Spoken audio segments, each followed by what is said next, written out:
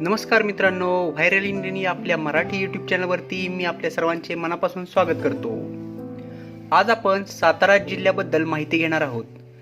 सातारा जिल्ह्याला मोठी ऐतिहासिक, सामाजिक व शैक्षणिक पार्श्वभूमी लाभली आहे। सातारा जिल्ह्याने भारताच्या स्वातंत्र्य लढ्यात व सामाजिक जडणघडणीत खूप मोठे योगदान दिले आहे। आधुनिक भारतात सुद्धा सातारा जिल्ह्याने आपला वेगळा असा ठसा उमटवला आहे।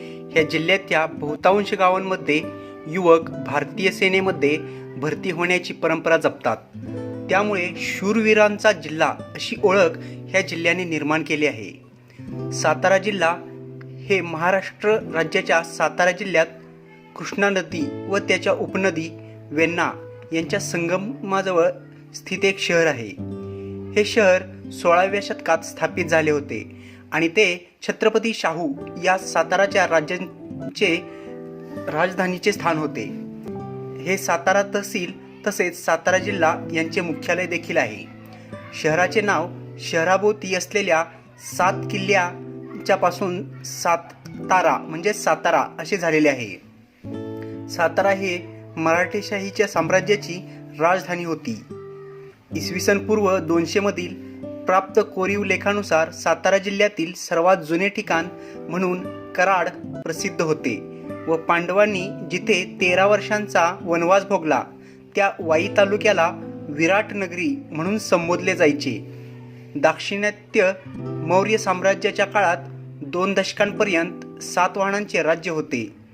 हा जिल्हा दक्षिण महाराष्ट्राचाच एक भाग असून आतापर्यंत बदामीचे चालुक्य, राष्ट्रकूट, शिलाहार, देवगिरीचे यादव, बहामनी व आदिलशहा आणि मराठेशाहीने राज्य केलेले आहे। सातारा हे महाराष्ट्र राज्याच्या सातारा जिल्ह्यात कृष्णा नदी व त्याच्या उपनदी वेण्णा यांच्या संगमाजवळ स्थित शहर आहे। सातारा हे गोड कंदी पेढ्यांसाठी खूप प्रसिद्ध आहे। सातारा प्रसिद्ध अजिंक्यताऱ्याच्या पायथ्याशी आहे। साताऱ्यामध्ये कास पठार हा जागतिक नैसर्गिक वारसा आहे।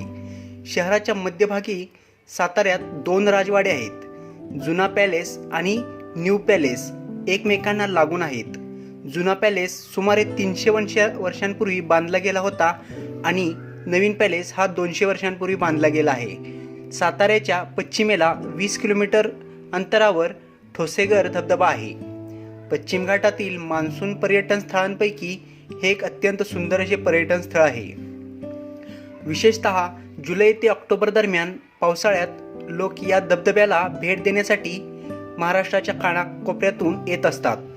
साताऱ्यापासून 22 किलोमीटर अंतरावर वज्रई धबधबा, सज्जनगड तसेच साताऱ्यापासून 15 किलोमीटरवरती आहे। सातारा दरवर्षी सातारा हाफ हिल मॅरेथॉन आयोजित करतो। साताऱ्याने 2015 मध्ये माउंटन रनसाठी गिनीज वर्ल्ड रेकॉर्डमध्ये आपलं नाव कोरलेलं आहे। सातारा शहर हे एक सैनिकांचे शहर असल्यामुळे निवृत्ती वेतनाचे शहर म्हणून देखील ओळखले जाते। कास पठार व तेथील वेगवेगळ्या रंगांची आकर्षक फुले पर्यटकांचे मन खेचून घेतात। ऑक्टोबर ते डिसेंबर या महिन्यात या फुलांना बहार आलेला असतो। सातारा हा सह्याद्रीच्या कुशीत लपलेला एक जिल्हा आहे। सातारा हे महाराष्ट्र राज्याच्या सातारा जिल्ह्यात कृष्णा नदी मुळे अत्यंत हरेभरे असे आहे, तर मान खटाव हा अत्यंत दुष्काळी असा भाग आहे। साताऱ्याला शिवाजी महाराजांचा वारसा लाभलेला आहे। सज्जनगड हा किल्ला साताऱ्यामध्येच आहे।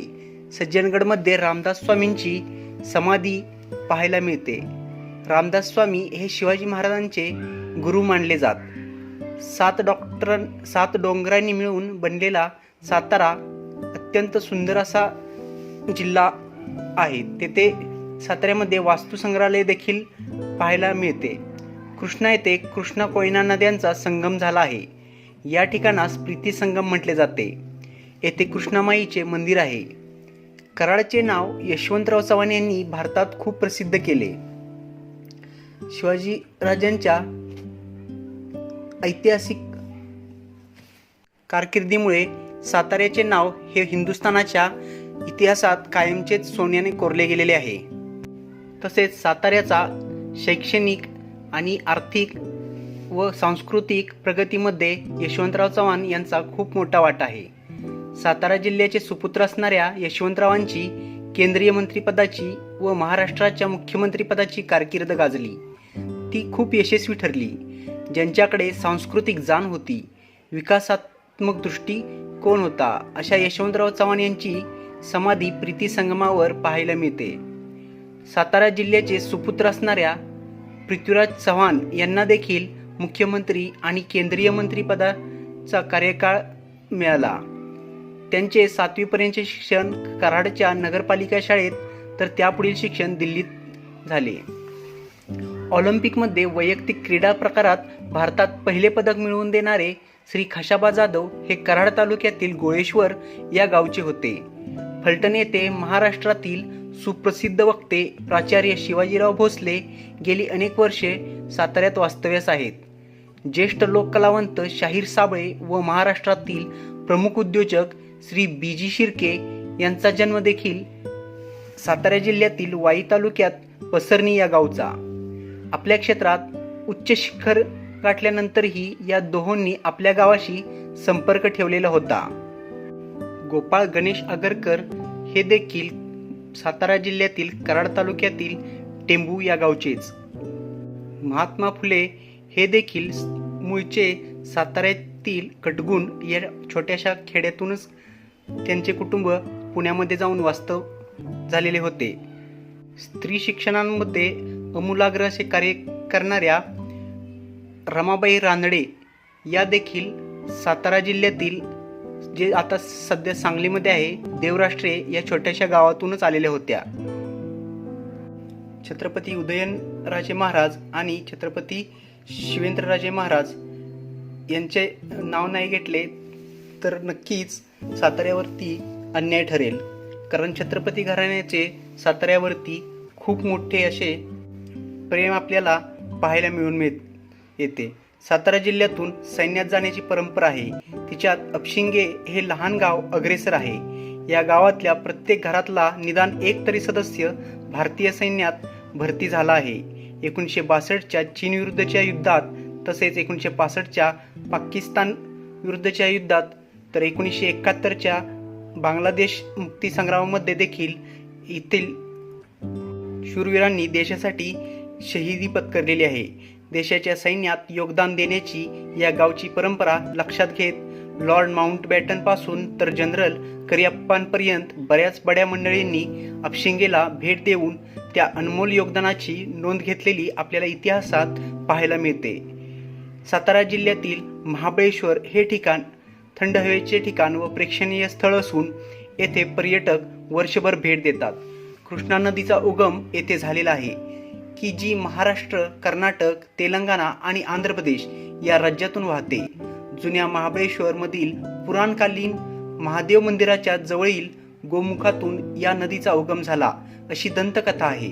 याची अशीही दंतकथा आहे की सावित्रीने विष्णूला शाप दिला आणि विष्णूची ही कृष्णा झाली. शिवाय हिच्या वेण्णा आणि कोयना या उपनद्या म्हणजे शिव आणि ब्रह्मा आहेत असे म्हटले जाते. या भागात स्ट्रॉबेरीचे उत्पादन मोठ्या प्रमाणावर घेतले जाते. येथील महाबळेश्वराचे महादेवाचे देऊळ हे यादव राजा सिंघनदेव याने 13व्या शतकात बांधलेले होते. अफजल खानच्या तंबूवरील कापून आणलेले सोन्याचे कळस शिवाजी महाराजांनी या महाबळेश्वर मंदिरास अर्पण केले होते.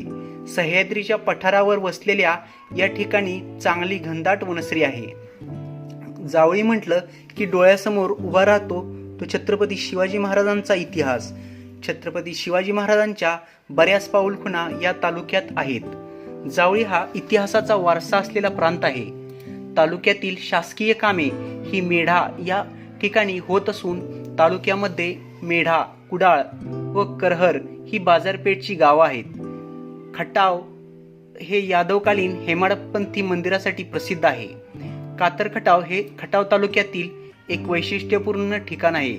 येथे कात्रेश्वराचे प्राचीन मंदिर आहे. येथे महादेवाची मोठी यात्रा भरते. मायनी गावाबद्दल सांगायचं झालं तर मायनी गावात यशवंत बाबा महाराज आणि सरुताई माऊली ही 2 भक्तांची आशास्थाने प्रसिद्ध आहेत. हिंगणे या ठिकाणी जानुबाई देवींची मोठी यात्रा भरते. पुसेगाव या ठिकाणी सेवागिरी महाराजांची मोठी यात्रा भरते. तसेच निमसोड हे गाव खटाव तालुक्यातील गाव आहे. हे गाव राजकीय वारसा म्हणून गाजले आहे. या गावातील सिद्धनाथ यात्रा ही पंचक्रोशीमध्ये प्रसिद्ध आहे. कोरेगाव येथे शंकराचे मोठे मंदिर आहे. हे मंदिर केदारेश्वर मंदिर म्हणून ओळखले जाते. श्रावण महिन्यात केदारेश्वराची यात्रा भरते. फलटण हे भारतातील एक पुरातन शहर आहे. महानुभव पंथीयांची दक्षिण काशी म्हणून फलटण ओळखले जाते. दरवर्षी चैत्र वद्य प्रतिपदेला फलटणला घोड्यांची जत्रा होते. दरवर्षी नोव्हेंबर-डिसेंबर महिन्यात श्रीराम रथोत्सव साजरा केला जातो. फलटण येथील पुरातन हेमाडपंथी जबरेश्वर मंदिर ही प्रसिद्ध आहे. ऐतिहासिक वारसा असलेला तालुका आहे. फलटण हे हिंदुस्थानातील एक खूप मोठे संस्थान होते. नाईक निंबाळकर हे संस्थानचे राजे होते. फलटण ही महानुभाव संप्रदायाची चक्रपाणी महाराज यांची जन्मभूमी आहे. फलटण येथील राम मंदिर आणि मुदोजी मनमोहन राजवाडा ह्या अतिप्राचीन वस्तू जतन केल्या आहेत. कैक चित्रपट, दूरचित्रवाणी मालिका यांचे चित्रीकरण आजही या वास्तूंमध्ये होत असते. फलटण क्षेत्रातील धुमाळवाडी आणि दक्षिण पट्ट्यातील डाळिंबे जगभरात निर्यात होतात. सातारा जिल्ह्यातील वाई हे गाव 18व्या व 19व्या शतकामध्ये महाराष्ट्राची सांस्कृतिक राजधानी होती. त्याच्या खुणा आजही जागोजाग पाहायला मिळतात. कृष्णेच्या तीरावर वसलेले वाई ऐतिहासिकदृष्ट्या प्रसिद्ध आहे. मंदिराचे आराखडे पेशवे काळाची साक्ष देतात. पुणे ते वाई हे अंतर कमी असल्याने पेशव्यांनी या शांत व निसर्गरम्य परिसराची उपासनेसाठी निवड केली. घाटावर वसलेली गणपती, विष्णू आणि लक्ष्मी यांची मंदिरे ही स्थापत्यकलेचा उत्कृष्ट नमुना आहेत. असा हा आपला सातारा सह्याद्रीची ढाल आहे, महाराष्ट्राची जान आहे आणि देशाचा अभिमान आहे. पूर्वी साताऱ्यामध्ये सातारा आणि सांगली हे दोन्ही जिल्हे एकत्र येत असल्यामुळे आजही सांगलीमधील जुन्या जाणत्या लोकांना साताऱ्याबद्दल तेवढंच प्रेम आहे जेवढं त्यांचं आत्ता सांगलीबद्दल आहे. एवढ्या छोट्याशा व्हिडिओमध्ये साताऱ्याबद्दल माहिती सांगणं थोडं कठीणच आहे. मला माहिती आहे बऱ्याचशा गोष्टी राहून गेल्या असतील आणि बऱ्याचशा व्यक्तींबद्दल सांगणंही या व्हिडिओमध्ये पॉसिबल झालेलं नाही आहे. तर ज्यांचं माहिती राहिलेली आहे त्यांचा मी खरंच माफी मागतो. चला तर मग मित्रांनो, रजा घेण्याची वेळ आली. लवकरच भेटू पुन्हा एका नव्या व्हिडिओसोबत. जय हिंद, जय महाराष्ट्र, जय जिजाऊ, जय शिवराय.